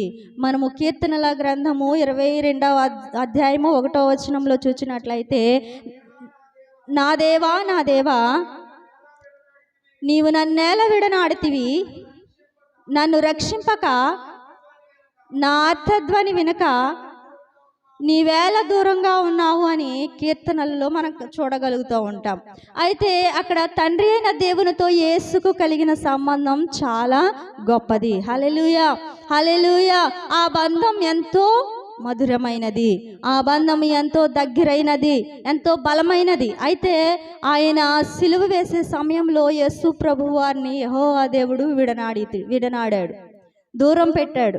దూరం పెట్టిన సమయంలో దేవుడు అంటున్నాడు, నా దేవా నా చెయ్యి ఎందుకు విడనాడితివి, నన్నెందుకు ఇంత బాధల పాలవుతూ ఉంటే నా దగ్గర నువ్వెందుకు లేవు అన్నట్లుగా ఆయన మాట్లాడుతూ ఉన్నాడు. ఆయన దేవుడు విడిచిపెట్టడానికి గల కారణం ఏమిటంటే మనలను దేవునితో దేవునికి దగ్గర చేయడం కొరకు ఆయన దూరంగా ఉన్నాడు. హల్లెలూయా, హల్లెలూయా. దేవునితో పాటు మనము కూడా సంతోషించేవారుగా, ఆనందించేవారుగా ఉండాలని ఆయన దూరంగా ఉన్నాడు. అంతేకాకుండా తండ్రి ఏమి చెబితే నేను అదే మాట్లాడతాను అని యేసు చెబుతూ ఉన్నాడు. హల్లెలూయా. ఏమంటున్నాడండి యేసు?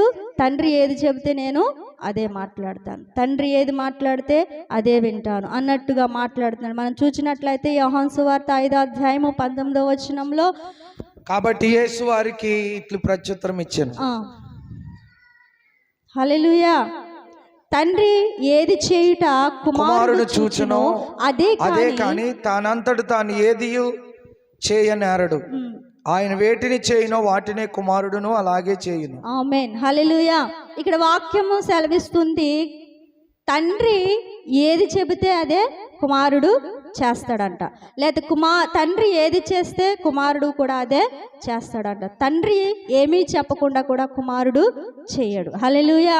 అంతే కదండి, తల్లిదండ్రులు ఏమి మాట్లాడతారో బిడ్డలు అవే మాట్లాడతారు. తల్లిదండ్రులు ఏ పనులు చేస్తారో చూసి ఆ పనులు బిడ్డలు చేస్తూ ఉంటాడు. ఇక్కడైతే పరలోకమందున తండ్రి కుమారుడు విషయంలో కూడా అదే జరుగుతుంది. తండ్రి పరలోకమందున తండ్రి కుమారుడైన యేసుక్రీస్తుకి ఏ పని అయితే అప్పగించాడో, ఏ మాట అయితే చెప్పాడో ఆ మాటే దేవుడు వింటూ ఉన్నాడు. హల్లెలూయా, హల్లెలూయా. ఏ పని అయితే అప్పగించాడో ఆ పనిని నిర్వర్తిస్తూ ఉన్నాడు. హల్లెలూయా, హల్లెలూయా. దేవుడు ఆయన తండ్రి చెప్పిన ప్రతి మాట కూడా ఆయన విని ఆయన లోకానికి వచ్చాడు. హల్లెలూయా, హల్లెలూయా. ఇంకా మనం చూసినట్లయితే యోహాను సువార్త 28:28 కావున యేసు మీరు మనుష్య కుమారుని పైకెత్తినప్పుడు నేనే ఆయనననియు నా అంతట నేనే ఏమీ చేయక తండ్రి నాకు నేర్పునట్టు ఈ సంగతులు మాట్లాడుచున్నాననియు మీరు గ్రహించెదరు. హల్లెలూయా. ఇక్కడ అంటున్నాడు, మనుష్య కుమారుడు పైకెత్తబడినప్పుడు నేనే ఆయననని మీరు గ్రహిస్తారు, తెలుసుకుంటారు అని అక్కడ సెలవిస్తూ ఉన్నాడు. అంతటా నేనేమీ చేయక తండ్రి నాకు నేర్పినట్లు ఈ సంగతులు మాట్లాడుచున్నానని మీరు గ్రహిస్తారు. నా అంతటా నేనేమీ చేయట్లేదు. నా సొంత ఆలోచనల ప్రకారం, నా సొంత అభిప్రాయాల ప్రకారం నేను ఈ పనులు చేయట్లేదు. ఎందుకంటే ఈ పనులు చేయమని లేక కార్యము చేయమని దేవుడు నాకు చెప్పాడు కాబట్టి నేను ఈ పనులు చేస్తూ ఉన్నాను. నేను ఒకనాడు పైకెత్తబడినప్పుడు నేనే కుమారుడునని లేకపోతే నేనే దేవుడునని, దేవుడు చెప్పిన మాటను చేయగలిగిన వాడనని మీరు గ్రహిస్తారు అని అక్కడ మాట్లాడుతూ ఉన్నాడు. హల్లెలూయా, హల్లెలూయా. తండ్రితో అటువంటి గొప్ప అనుబంధము కలిగిన యేసు ఒకసారి దేవుడు ఒంటరిగా వదిలేస్తే ఆ బాధ ఎలా ఉంటుందో చాలా వర్ణనాతీతంగా ఉంటుంది. హల్లెలూయా. అప్పటి వరకు కలిసి ఉండి, అప్పటి వరకు సంతోషంగా ఉండి, అప్పటి వరకు దగ్గర పెట్టుకుని, అప్పటి వరకు వారి యొక్క ఆలన పాలన చూస్తూ, అప్పటి వరకు ఆ యొక్క కుమారుడు యొక్క అవసరాలు తీరుస్తూ ఉంటూ ఒక్కసారిగా విడిచిపెట్టేస్తే ఆ కుమారుడు ఏం చేయగలుగుతాడండి? ఏమీ చేయలేడు. ఎంత బాధపడతాడో, ఎందుకు నా తండ్రి నా చేయి విడిచిపెట్టేశాడు, లేకపోతే ఎందుకు నా తల్లిదండ్రులు నన్ను విడిచిపెట్టేశారు, ఎందుకు నన్ను ఒంటరివానిగా చేశారని బాధపడుతూ ఉంటారు. ఎందుకంటే అప్పటి వరకు తండ్రితో ఉన్న సంబంధమును జ్ఞాపకం చేసుకుని, తండ్రితో ఉన్న ఆ యొక్క సన్నిహిత సంబంధమును జ్ఞాపకం చేసుకుని వారు బాధపడుతూ నేను ఒంటరివాడిగా ఉన్నాను అని వారు బాధపడుతూ ఉంటారు. హల్లెలూయా, హల్లెలూయా. అయితే ఇక్కడ అంటున్నాడు, యేసుక్రీస్తు తండ్రి నుండి వేరు చేయబడ్డాడు. ఈ లోకంలో సమస్త పాపభారము ఆయనపై మోపబడింది. హల్లెలూయా. సమస్త పాపభారము కూడా ఆయన మీద మోపబడింది. సమస్త పాపభారం అంటే నీవు చేసిన పాపము, నేను చేసిన పాపము. భూలోకములో ఎంతమంది అయితే మానవులుగా ఉన్నారో వారందరి పాపాలు కూడా ఆయన మీద మోపబడ్డాయి. హల్లెలూయా, హల్లెలూయా. ఆయన ఒకరి పాపాన్ని మోయట్లేదు, ఇద్దరి పాపాలను మోయట్లేదు, ముగ్గురు పాపాలను మోయట్లేదు. సర్వమానవాళి యొక్క పాపాలన్నీ కూడా ఆయన భుజము మీద వేసుకుని మోస్తూ ఉన్నాడు. హల్లెలూయా. వాక్యం సెలవిస్తుంది కదా, ఇదిగో దేవుని గొర్రెపిల్ల, పాపములు మోసుకుపోయే దేవుని గొర్రెపిల్ల. ఆయన మన పాపాలన్నీ కూడా మోస్తూ ఉన్నాడు. మనం చేసిన తప్పిదాలు, మనం చేసిన పాపాలు, దోషాలు, కఠినమైన ఆ యొక్క మార్గాల గుండా మనం వెళ్ళి ఆయనకు వ్యతిరేకమైన పాపములు మాటలు మాట్లాడినప్పుడు మనం శాపగ్రస్తులుగా ఉండి పాపాత్ములుగా ఉన్నప్పుడు ఆ దోషమనంతా తొలగించడానికి, మనల్ని పరిశుద్ధులుగా చేయడానికి, మనల్ని నీతిమంతులుగా చేయడానికి, ఆయన రాజ్యమునకు వారసులుగా చేయడానికి మనము భరించవలసిన శిక్ష అంతా కూడా ఆయన భరించాడు. సిలువలో మరణించాల్సింది మనము, గాయాలు పొందవలసింది మనము, ఆయన రక్తము దారలుగా కార్చాల్సింది మనమే. అయితే దేవుని యొక్క అపారమైన ప్రేమ మన మీద చూపించి మనము పొందవలసిన ప్రతి దోషాన్ని కూడా ఆయన భుజాల మీద వేసుకుని ఆయన ముందుకి నడిచాడు. హల్లెలూయా, హల్లెలూయా. దేవుని ప్రేమ అంత గొప్పగా ఉంటుందండి. దేవుని జాలి అంత గొప్పగా ఉంటుంది. ఆయన బిడ్డలైన వారు ఎవరు కూడా నాశనం అవ్వకూడదని, నశించిపోకూడదని, కష్టాల పాలు కాకూడదని, దూషణ పాలు కాకూడదని, గాయాల పాలు కాకూడదని మనం పొందవలసిన సమస్తమైన శిక్షను కూడా ఆయన భుజాల మీద వేసుకుని మనలని ఈరోజు ఇక్కడ ఈ రీతిగా నిలబెట్టాడు. హల్లెలూయా, హల్లెలూయా. ఆ కృపకు ఏమిచ్చినా మనం రుణము చెల్లించలేము. ఆ ప్రేమకు మనం ఏమిచ్చినా రుణము చెల్లించలేము. దేవుని ప్రేమ అపారమైనది, మన ఆలోచనలకు అందనిది అయిన ప్రేమ. హల్లెలూయా, హల్లెలూయా. మనుషులు ప్రేమ కొద్దిగా ఉంటుంది కానీ, అంతంత మాత్రముగా ఉంటుంది కానీ, మనుషులు మన దగ్గర ఉన్న దాన్ని బట్టి ప్రేమిస్తారు కానీ, లేకపోతే మనం పంచేదాన్ని బట్టి ప్రేమిస్తారు కానీ, నా దేవుడు లేకపోతే మన దేవుడు మాత్రం మనం చూపిన మన దగ్గర ఉన్న దాన్ని బట్టి మనల్ని ప్రేమించేవాడు కాదు. మనకేమీ లేకపోయినా సరే, మనం ఏ యోగ్యత లేని వారుగా ఉన్నాము, ఏ పాపము చేసిన వారుగా ఉన్నాము, దుష్టులుగా దుర్మార్గులుగా ఉన్న సమయంలోనే మనల్ని ప్రేమించి దేవుడు మనల్ని నీతిమంతులుగా చేశాడు. హల్లెలూయా, హల్లెలూయా. అందరు రెండు చేతులు పైకెత్తి సంతోషంగా దేవుని సన్నిధిలో ఉందాం. హల్లెలూయా. ఇంకా మనం చూసినట్లయితే 2వ కొరింథీయులకు రాసిన పత్రిక 2వ కొరింథీ పత్రిక 5వ అధ్యాయము 19, 21 వచనంలో కనబడతా ఉంటుంది. అదేమనగా 5వ అధ్యాయము 19, 21. హల్లెలూయా, హల్లెలూయా. ఈ కొరింథీ పత్రికలో మనం చూచుచూ ఉన్న మాట ఏంటంటే, పాపమెరుగని ఆయనను మన కోసం పాపముగా చేసాను. ఆయన పాపము ఎరుగనివాడు, దోషము లేనివాడు. హల్లెలూయా. ఏ తప్పిదము కూడా ఆయనలో లేదు. ఆఖరికి పిలాతు కూడా ఈయనలో ఏ దోషము నాకు కనబడలేదు అని సాక్ష్యం ఇస్తూ ఉన్నాడు. హల్లెలూయా. అధికారులు సాక్ష్యం ఇస్తూ ఉన్నారు, ఈయన పరిశుద్ధుడు, ఈయనలో ఎటువంటి పాపము లేదు అని. అయితే ఇక్కడ వాక్యం సెలవిస్తుంది, ఏ పాపం ఎరుగని యేసు ప్రభువారు మన కొరకు పాపముగా మారిపోయాడు. మనము చేసిన ప్రతి పాపమును బట్టి, దోషమును బట్టి ఆయన పాపిగా ఎంచబడ్డాడు. హల్లెలూయా, హల్లెలూయా. ఆయనలో ఎటువంటి అతిక్రమములు లేవు, ఎటువంటి దోషము లేదు.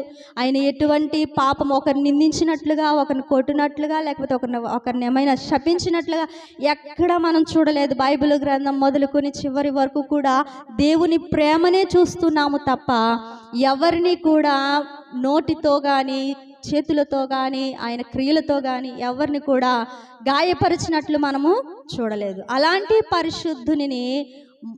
పరిశుద్ధుడు మన కొరకు ఏమయ్యాడంటే పాపిగా మార్చబడ్డాడు. అతిక్రమములు మన మీద మోపడం ఆయనకి ఇష్టం లేదంట. హల్లెలూయా, హల్లెలూయా. అదేమనగా దేవుడు వారి అపరాధములు వారి మీద మోపక, మన అపరాధములు మన మీదే మోపకుండా మన అపరాధములన్నీ కూడా ఆయన భరించాడు. హల్లెలూయా. మనం ఏమంటాం, ఎవరు చేసిన తప్పుకు వారే శిక్ష అనుభవించాలి. కానీ దేవుడు ఎంతగా ప్రేమిస్తున్నాడో తెలుసా, మనం చేసిన శిక్షను ఆయన భరించాడు. మనము చేసిన దోషములను ఆయన భరించాడు. మనము మన నోటితో ఎన్నో మాటలు మాట్లాడుతూ ఉంటాం, వ్యతిరేకమైన మాటలు, పాపకరమైన మాటలు ఎన్నో మాట్లాడుతూ ఉంటాం. మన కళ్ళతో ఎన్నో పాపాలు చేస్తూ ఉంటాం, మన యొక్క శరీరముతో ఎన్నో పాపాలు చేస్తూ ఉంటాం. అయితే ఇవన్నిటి నిమిత్తమై ఒకే ఒక దేవుడు అందరి పాపాలు ఎంత బరువు ఉంటాయండి. మనం కొంచెం ఒకరి భారం మోయాలంటే మోయలేం, మన భారం మనం మోసుకోలేము. హల్లెలూయా, హల్లెలూయా. అయితే ఈ లోకంలో ఉన్న వారందరి భారాలు మోయాలంటే ఆయనకి ఎంత బలం ఉండాలి, ఎంత శక్తి ఉండాలి. ఆ బలాన్ని, ఆ శక్తిని అంతటిని కూడా దేవుడు ఆయనకు అనుగ్రహించాడు. అలాగూ ఆయన శ్రమ పొందడం వలన, అలాగూ ఆయన నిందించడం వలన, అలాగూ ఆయనను కొట్టడం వలన ఈరోజు మనం పరిశుద్ధులుగా ఈ స్థలంలో కూడి ఉన్నాము. హల్లెలూయా, హల్లెలూయా. మన అపరాధములు మన మీద మోపడం ఆయనకి ఇష్టం లేదు. మనము కష్టాలు పడడం ఆయనకి ఇష్టం లేదు. మనం నిందలు అనుభవించడం ఇష్టం లేదు.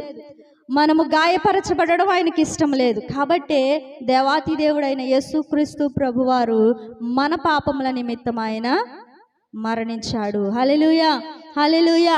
మన కొరకే ఆయన శాపముగా మారిపోయాడు, పాపముగా మారిపోయాడు. ఆయన మన కొరకే దెబ్బలు తిన్నాడు, మన కొరకే గాయపరచబడ్డాడు. ఎలాంటి గాయాలంటే, ఎలాంటి దెబ్బలంటే, ఎలాంటి అవమానాలంటే ఆయనను దొంగను పట్టుకున్నట్లుగా పట్టుకోవడానికి వచ్చారు.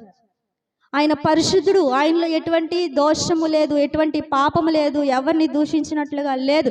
అయినప్పటికీ కూడా దేవుడు మన మీద చూపిన ప్రేమ, మన మీద ఉన్న జాలి ఎంతగా బయలుపరుస్తున్నాడంటే, ఎంతగా చూపిస్తూ ఉన్నాడంటే, మనము పొందవలసిన ప్రతి దోష శిక్షను ఆయనే భరించాడు. హల్లెలూయా, హల్లెలూయా. కొరడా దెబ్బలు తిన్నాడు.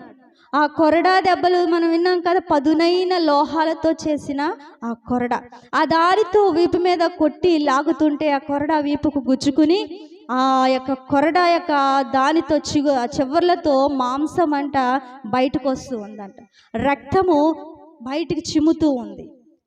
ఒక పండుని మనం ఇలాగ మెత్తగా చేసినప్పుడు దానిలో ఉన్న రసం ఎలాగైతే పైకి చిందుతూ ఉంటుందో, ఆ రీతిగా ఆ కొరడా ఇచ్చుకుని యేసు ప్రభువు యొక్క వీపు మీద కొట్టి ఆ యొక్క గుచ్చుకున్నప్పుడు దాన్ని లాగుతూ ఉంటే ఆ శరీరముతో పాటు రక్తము చిందుతూ ఉంది. హల్లెలూయా. ఎంత బాధ అండి. ఒక పిన్నిసు గుచ్చుకుంటే మనము విలవిలలాడిపోతూ ఉంటాం, ఏదైనా చిన్న గాయమైతే విలవిలలాడిపోతూ ఉంటాం. అలాంటిది యేసు ప్రభు వారిని కట్టేసి, ఒక దొంగను కట్టినట్లుగా కట్టేసి, 2 చేతులు కట్టేసి ఆ యొక్క కొరడాతో కొడుతూ, ఆ కొరడా వీపుకు గుచ్చుకున్నప్పుడు బలవంతంగా లాగుతుంటే ఆ కొరడాతో పాటు శరీరము రక్తము పైకి వస్తూ ఉంటే, ఆ రక్తము అక్కడ ఆయన చుట్టూ ఏరులై పారుతూ ఉంటే ఆయన ఎంతగా విలవిలలాడి ఉండాలి నీ కొరకు, ఆయన ఎంతగా బాధపడి ఉండాలి, ఆయన ఎంతగా రక్తము ఆ యొక్క బాధను అనుభవించి ఉంటాడు. ఒకసారి ఆయన ఆ స్థితిలో మనం ఉండి ఆలోచన చేయాలి. ఆ స్థానంలో ఒకవేళ మనం ఉంటే గనక మనం ఎలా ఉందుము. కానీ ఆ స్థానంలో మనమే ఉండాలి, కానీ ఆ స్థానంలో మనం ఉండడానికి దేవుడు ఇష్టపడలేదు. హల్లెలూయా, హల్లెలూయా. ఆ స్థానంలో నా బిడ్డలు ఉండకూడదు, ఆ గాయాలు నా బిడ్డలకు తగలకూడదు, ఆ రక్తమున్న నా బిడ్డలలో ఉన్న రక్తము కింద వలకకూడదు. నేనే వారి నిమిత్తము గాయపరచబడాలి, నేనే వారి నిమిత్తము ప్రాణం పెట్టాలి, వారి ప్రాణం పోకూడదు అన్నట్లుగా దేవుడు మన కొరకు ప్రేమను చూపి ఆ గాయాలు పొందాడు. హల్లెలూయా, హల్లెలూయా. ఆ కొడుతూ ఉన్న సమయంలో ఏమాత్రము కూడా నోరు తెరవలేదంటాడు. ఏమాత్రమును కూడా ఎవరిని కూడా మాటతో వారిని శపించలేదు. హల్లెలూయా. ప్రేమను చూపాడు, జాలిని చూపాడు. హల్లెలూయా. అందుకే మనం పాడుతున్నాం కదా, నోరు తెరువలేదా ప్రేమ, బదులు పలుకలేదా ప్రేమ, నోరు తెరువలేదా ప్రేమ, బదులు పలుకలేదా ప్రేమ, ఇది ఎవరి కోసమో, ఇది నీ కోసమే, ఇది నా కోసమే, ఇది నీ కోసమే, ఇది నా కోసమే, సిలువలో సాగింది యాత్ర, కరుణామయుని దయగల పాత్ర, సిలువలో సాగింది యాత్ర,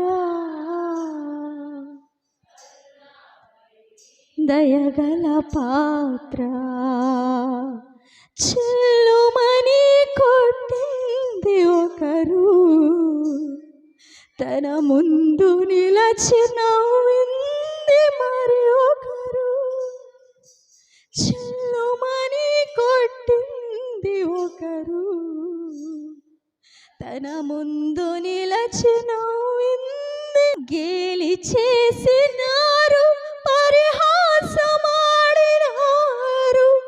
గేలి చేసినారు పరిహాసమాడినారు, నోరు తెరువలేదు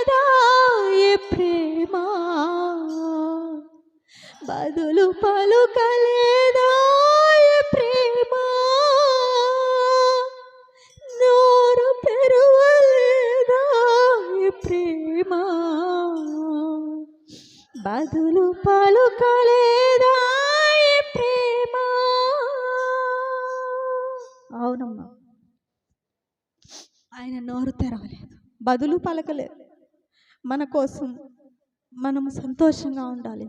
ఆయన నిత్య రాజ్యములో మనము కూడా ఆయనతో పాటు సంతోషించాలని ఆయన మన కొరకు బలి అయిపోయాడు. హల్లెలూయా. ఈ మాటలు మన దేవుడు మన వినికిడిలో దీవించి ఆశీర్వదించునుగాక. ఆమేన్. సిలువలో మాట్లాడిన 7 మాటలో నేను 5వ మాట మాట్లాడబోచున్నాను. 5వ మాట ఎవరికైనా తెలుసండి? దప్పికొనుచున్నాను. దప్పిక అంటే దాహము. ఈ యొక్క మాట వేదనతో బాధతో మాట్లాడుచున్న మాట. ఈ మాట చూస్తుంటే మనకి గుండెల్లో చాలా బాధగా ఉంటుంది. అయితే దేవుడు చాలా బాధతో వేదనతో శ్రమతో పలుకుచున్న మాట దప్పిక అనే మాట. యోహాను సువార్త 19వ అధ్యాయము 28వ వచనం చదివి వినిపిద్దాం.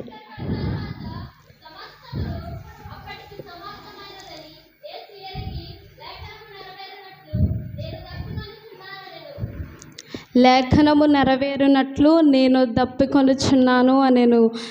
చాలా దాహముతో మాట్లాడుతున్నాడు. ఎన్నో కొరడా దెబ్బలు మన కొరకు తిన్నాడు. సిలువలో ముళ్ళ కిరీటం ధరించాడు ఆయన.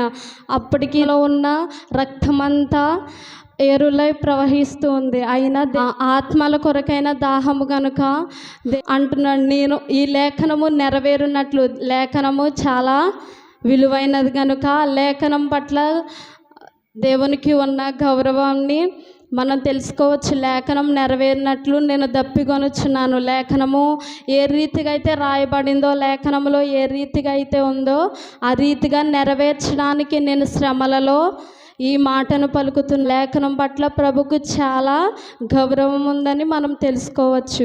మరొక కీర్తనలు 29:20 ఆహముగా ఉంది అనేసి బిగ్గరగా కేక వేసినప్పుడు చేదును ఆయనకి దప్పిక అయినప్పుడు చేదు చిరకను ఆయనకి త్రాగడానికి ఇచ్చారు. చేదు చిరక అంటే వెనిగర్లో బోలము కలిపి ఆ యొక్క నొప్పుల నుంచి విడుదల పొందడానికి వెనిగర్లో బోలము కలిపితే అది చేదుగా అవుతుంది. ఆ చేదు అయినా ఆ యొక్క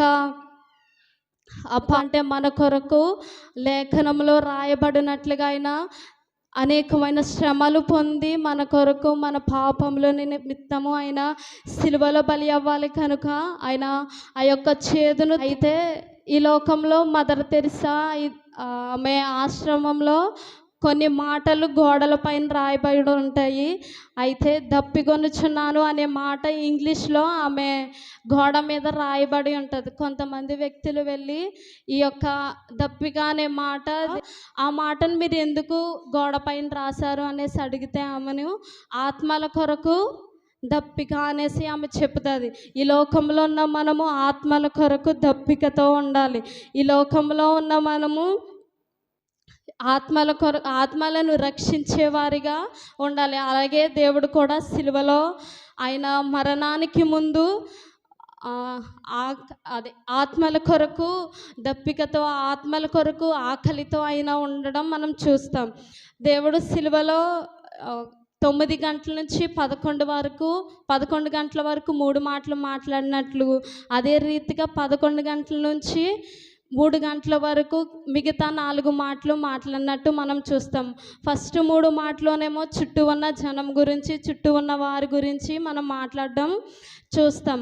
ఆ తర్వాత 4 మాటలు దేవుడు తనకు తానుగా తన ఆత్మను అప్పగించుకోవడానికి దేవునితో మాట్లాడుతున్న మాటలుగా మనం గమనించవచ్చు. అయితే ఆయన దాహము అని అరిచేది నీళ్ళ కోసము కాదు. ఆయన దాహము అని అరిచేది మనుషులు ఏదైనా తీసుకొచ్చి, ఒక పానీయమును తీసుకొచ్చి నాకు ఇస్తారేమో అని కాదు. దాహము అని అరుస్తున్నాడంటే ఆత్మల కొరకు ఆయన దాహము అని అరుస్తున్నాడు. అదే రీతిగా మత్తయి సువార్త 25వ అధ్యాయము 35 నుంచి 40 వరకు కొన్ని మాటలు ఉంటాయి. దేవుడు మనలను, మన జీవితాలను, ఏమన్నా దాహమును మనం ఎలా తీర్చగలుగుతామనే మాటలు అక్కడ రాయబడి ఉంటాయి. చదువుదాం. రాజు ఈ సహోదరులలో మీరు చేసిద్దరు కనుక అందుకు నాకు చేయుచున్నానని మీతో చెప్పాను అనే మాట ఉంది కదా. అది ఎలా అంటే మన చుట్టూ ఉన్న పరిస్థితుల్లో, మన చుట్టూ ఉన్న ప్రజలలో చాలామంది ఆహారం లేక, వస్త్రాలు లేక చాలా బాధపడుతూ ఉంటారు. బాధపడుతున్న సమయంలో మనకున్న దాంట్లో కొంత వారి కొరకు మనం హెచ్చించినట్లయితే దేవాతి దేవుని యొక్క దాహమును మనం తీర్చిన వారం అవుతాం. మనకున్న ఆహారంలో అయినా అవ్వచ్చు, మనకున్న వస్త్రములలోనైనాను, మనకున్న ఆస్తులోనైనాను కొంత లేని వారికి మనం ఇచ్చినట్లయితే ఈ లోకంలో ఉన్నవారు ఎవరైనా నాకు సహాయం చేస్తారేమో, ఎవరైనా నన్ను ఆదుకుంటారేమో అని చూస్తారు. వాళ్ళని మనం ఆదుకున్నట్లయితే దేవుడు ఇచ్చిన ఆజ్ఞలలో లేదా దేవుడు చెప్పిన మాటను మనం నెరవేర్చిన వారిగా ఉంటాం. ఆయన మరణించక ముందు 18 గంటలు ఆయన దాహముతో ఉన్నాడు. మనం 1-2 నిమిషాలు లేదా 10 నిమిషాల కంటే ఎక్కువ నీళ్ళు లేకుండా, నీళ్ళు తాగకుండా మనం ఉండలేం. దాహం వేస్తుంది అనేసి అనిపించిన వెంటనే మనం నీళ్ళు తాగేయాలి. కానీ గంటలు మన కొరకు, మన పాపముల కొరకు ఆయన నీటి చుక్కను కూడా తాగకుండా ఆయనకి మన కొరకు, మన పాపముల కొరకు ఆయన బలి అయ్యాడు. కనుక దేవుడు మనకిచ్చిన ఈ యొక్క దాహము అనే వాక్యమును మన చేత పట్టుకుని ఆత్మల కొరకు మనం మన యొక్క జీవితాన్ని దేవుని కొరకు మనం కొనసాగే వారిగా ఉండాలి. అయితే మనం ఆత్మలను రక్షించేవారిగా, ఆత్మల పట్ల భారము కలిగిన వారిగా మనం ఉంటే దేవుని యొక్క రాకడలో మనం ఎత్తపడతాం. చిరకతో నిండిన ఒక పాత్ర అక్కడ పెట్టి ఉండగా ఒక స్పంజి చిరకతో నింపి ఇస్సోపు పొడకుకు తగిలించి ఆయన నోటికి అందించి యేసు ఆ చిరక పుచ్చుకొని సమాప్తమైందని చెప్పి తల వంచి ఆత్మను అప్పగించుకున్నాను. సమాప్తమైందంటే అతని యొక్క జీవితం కాదు, అతను ఏమి నెరవేర్చడానికి వచ్చాడో అది సమాప్తమైందని ఈ మాట ద్వారా వివరించగలుగుతున్నాను. మొదటిగా సృష్టి సమాప్తమైంది. ఆదికాండం 2వ అధ్యాయం 1వ వచనం. ఆకాశమును భూమియు వాటిలోనున్న సమస్త సమూహమును సంపూర్తి చేయబడును. అదేవిధంగా రెండవదిగా ధర్మశాస్త్రం సంపూర్తి చేయబడును. రోమా 10:4. విశ్వాసముంచిన ప్రతి వానికి నీతి కలుగుటకు క్రీస్తు ధర్మ సమాప్తి ఆయన. మూడవదిగా పాపశిక్ష అంతా సమాప్తమైన. రోమా 10:4. కొలసీలకు 2:3-5 వచనాలు చెప్పబడిన విధంగా మన ఆజ్ఞ అతిక్రమలన్నింటినీ, పాపములన్నింటి కొరకు ఆయన శిలువలో మరణించి పాపశిక్ష అంతటినీ సమాప్తం చేసింది. యోహాను సువార్త 6వ అధ్యాయం 39వ వచనం చెప్పినట్లుగా నేను నా చిత్తం నెరవేర్చుటకు రాలేదు కానీ నన్ను పంపిన వాని చిత్తం నెరవేర్చుటకు పరలోకమును దిగి వచ్చిందని ఆయన చెప్పాడు. అదేవిధంగా యోహాను సువార్త 6వ అధ్యాయం 54వ వచనం చూసినట్లయితే మీలో ఎవరైనా నా శరీరం తిని నా రక్తం త్రాగువాడు నిత్య జీవం గలవాడు, అంత్య దినములు వాడిని లేపుతానని చెప్పాడు. మన పాపములన్నింటినీ తొలగించడానికి, తీసివేయడానికి, పాపం నుండి మనం విడిపించడానికి మరణపు ముళ్ళను విరిచి మరణాన్ని జయించి పాపశిక్షణ అంతటిని ఆయన సమాప్తం చేశాడు. 1 యోహాను 3వ అధ్యాయం 5వ వచనం చూసినట్లుగా రెండవదిగా దహన బలులు ఉన్నాయి. ధర్మశాస్త్రంలో 5 రకాల దహన బలులు ఉన్నాయి. వాటన్నిటిని ఆయన ఒకేసారి సమాప్తపరచడానికి ఆయన సిలువలో బలి అర్పించి వాటన్నిటిని సమాప్తపరిచాడు. హెబ్రీయులు రాసిన పత్రిక 10వ అధ్యాయం 12వ వచనం చూసినట్లు దహన బలు గురించి మనం చూడవచ్చు. మూడవదిగా మరణ ప్రభుత్వం అనేది ఉండేది. ప్రజలందరికీ వ్యతిరేకంగా చాలా భయంకరంగా ఉండేది. మరణ ప్రభుత్వాన్ని ఆయన రద్దు చేయడానికి, దాన్ని తొలగించడానికి ఆయన వాటిని సమాప్తపరిచాడు.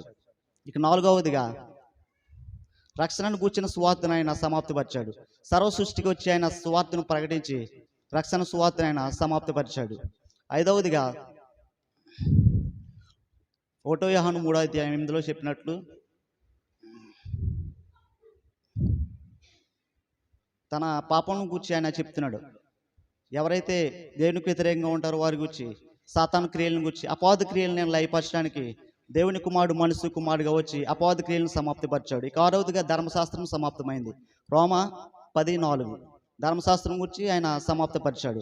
ఇక 7వదిగా ఆయన గురించి పాత నిబంధనలో అనేక ప్రవచనాలు, వాక్య లేఖనాలు రాయబడ్డాయి. వాటిని సమాప్తపరచడానికి ఆయన వచ్చిన పనిని ఆయన నెరవేర్చి ఈ లోకంలో ఆయన పరిచర్య చేసి అనేక శ్రమలు అనిపించి శిలువలో మరణాన్ని పొంది ఆయన ప్రవచనాలన్నింటినీ సమాప్తపరిచాడు. ఇక 8వదిగా యోహాను సువార్త 17వ అధ్యాయం 4వ వచనం. నీవు నాకు ఇచ్చిన పని నేను నెరవేర్చుటకు భూమి మీద నెరవేర్చితిని, నిన్ను భూమి మీద నేను మహింపచ్చితిని ఆయన చెప్పాడు. ఆయన ఇచ్చిన తన పనిని తన కుమారునికి అప్పగించాడు.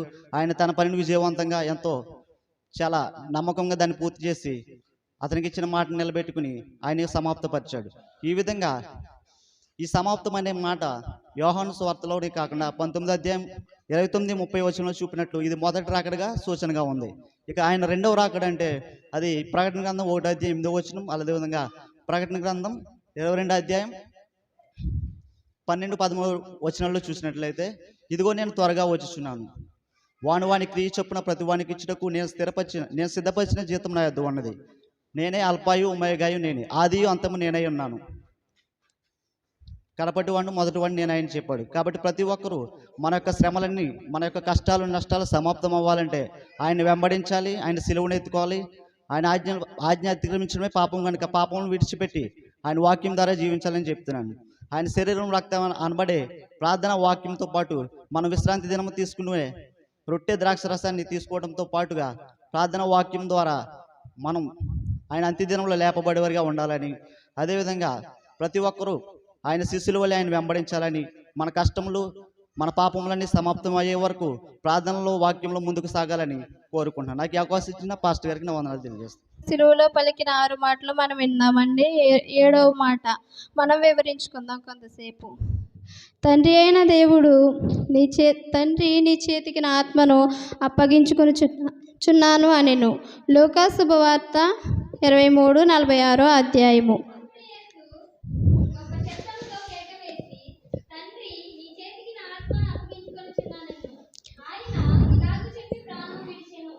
ఆయన మరణించే ముందు యేసుక్రీస్తు ప్రభువారు ఈ లోకానికి వచ్చిన చివరిగా పలికిన మాటలు ఇవి. ఆయన ఈ లోకానికి వచ్చి ఆయన పనిని పూర్తి చేశారు. యేసుక్రీస్తు ప్రభువారు మన కోసం, మన పాపాల కోసం ఈ లోకానికి వచ్చిన పనిని ఆయన పూర్తి చేసుకుని తిరిగి ఆయన ఆత్మను తండ్రికి అప్పగించుకుంటున్నారు. కీర్తనలు 31:5 అధ్యాయంలో ఇలా వ్రాయబడి ఉంది.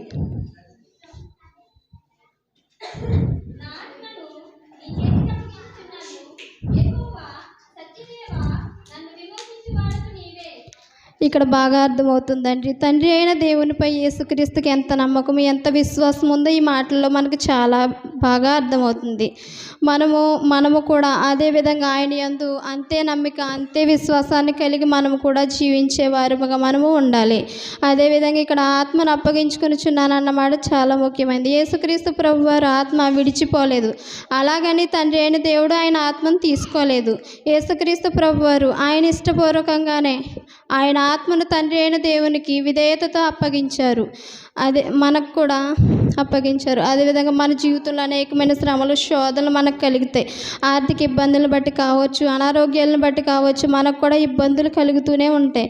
అటువంటి పరిస్థితుల్లో మనం అయితే ఏమనుకుంటామంటే, ఎందుకు ఈ జీవితాన్ని మనం బ్రతకలేకపోతున్నాం, ఈ లోకంలో మనం జీవించలేకపోతున్నాం, మరణిస్తే బాగుండని మనకు కలుగుతుంది.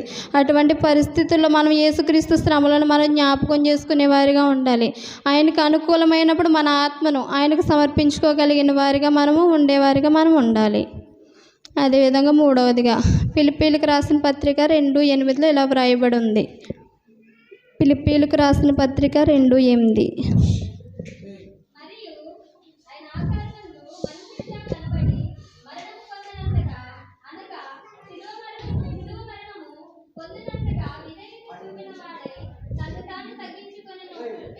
ఆయన మహిమ శరీరాన్ని విడిచిపెట్టి మన కోసం, మన పాపాల కోసం ఆయన సిలువదారి అయ్యి ఈ లోకానికి వచ్చారు. ఆయన విధేయత చూపించి తన ఆత్మను తనను తాను తగ్గించుకుని తన ఆత్మను తండ్రికి అప్పగించుకున్నారు. ఆయన అతి సుందరుడు, అతి కాంక్షణీయుడు. కానీ మన పాపాల కోసం, మన అతిక్రమముల కోసం విధేయత చూపించినంతగా ఆయన తగ్గించుకున్నారు. అదేవిధంగా మనము కూడా మన జీవితంలో వినయము, విధేయతతో భయము కలిగి ఆయన యందు గౌరవాన్ని కలిగి జీవించేవారిగా మనం ఉండాలి.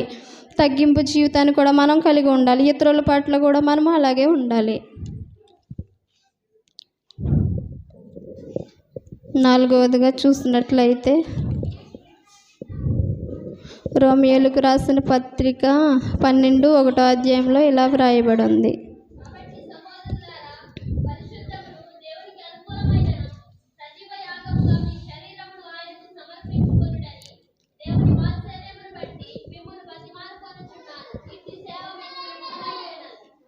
యేసుక్రీస్తు ప్రభువారు శిలువ మరణం వల్లే మానవాళ్ళకు పాప విమోచన కలిగింది. ఆయన శిలువలో మరణించడం వల్ల ఆయన మరణం అతి ఘోరమైనది, మనం వివరించలేము దాన్ని.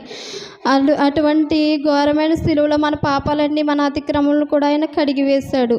అదేవిధంగా శిలువ వలనే మనకు పాప విమోచన అనేది, దేవుని దృష్టిలో మనం నీతిమంతులుగా ఎంచబడ్డాము. ఆయన శిలువలో మరణించడం వల్ల మనం మంచివారిగా ఎంచబడ్డాము. దేవుని కృప, ఆయన నీతి మనల్ని విడిచిపోలేదు. ఆయన శిలువ యొద్దనే మనకు దొరుకుతాయి. ఆయన శిలువలో బలి అవ్వడం వల్ల మనకు అవన్నీ కూడా లభించాయి. ఇప్పటికైనా సరే దేవుడు ఆయన యొద్దకు తిరిగి రమ్మంటున్నాడు. మనం ఆయన సహవాసం నుంచి దూరం అయిపోయాం. ఆయన సన్నిధిని విడిచిపెట్టేసే వారిగా మనం ఉన్నాం. మనం రక్షణ రక్షణ మార్గంలో నడుస్తున్నాం, కానీ లోక తలంపులను బట్టి, లోక ఆశలను బట్టి మనం దేవుని సహవాసాన్ని వదిలేసే వారిగా మనం ఉన్నాం. కానీ అటువంటి పరిస్థితుల్లో మనం వదలకూడదు.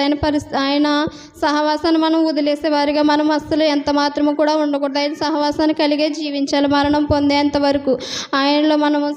ఆయనలో మనం సహవాసాన్ని కలిగి జీవించే వారిగా మనం ఉండాలి.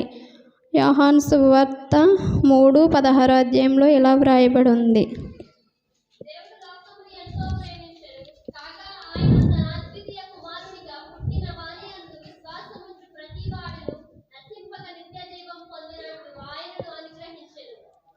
లోకంలో ఉన్న మనందరినీ కూడా దేవుడు ఎంతగానో ప్రేమిస్తున్నారు. తన ఇష్టముగా పుట్టిన కుమారుని యందు, అంటే దేవుడికి ఇష్టముగా పుట్టిన కుమారుని యందు మనము నమ్మికుంచి ప్రతి వారును కూడా, ఆయనలో నమ్మికుంచి ప్రతి వారు కూడా నశించిపోకుండా, అంటే మనం ఆయన యందు నమ్మిక ఉంచితే మనకి ఎన్ని ఆపదలు కలిగినా కానీ, ఎన్ని శ్రమలు కలిగినా కానీ మనం చనిపోయే వారిగా మనం ఉండము. ఎందుకంటే ఆయన మనం విశ్వసించాం కాబట్టి, ఆయన మార్గంలో మనం నడుస్తున్నాం కాబట్టి మనం నశించిపోయే వారిగా మనం ఉండవు. ఆయన రాజ్యంలో ప్రవేశించడానికి మనకు ఒక అవకాశాన్ని అనేటువంటిది ఇస్తాడు. ఆయన మన పాపాలు ప్రతి దాన్ని కూడా ఒప్పుకుని ఆయన రాజ్యంలో ప్రవేశించే వారిగా మనం ఉండాలి. తండ్రి అయిన దేవుడు కుమారుని అందువలనే తండ్రి అయిన దేవుడు కుమారుని మనకు అనుగ్రహించారు. ఈ కొద్ది మాటలు దేవుడు దీవించును గాక. ఆమేన్.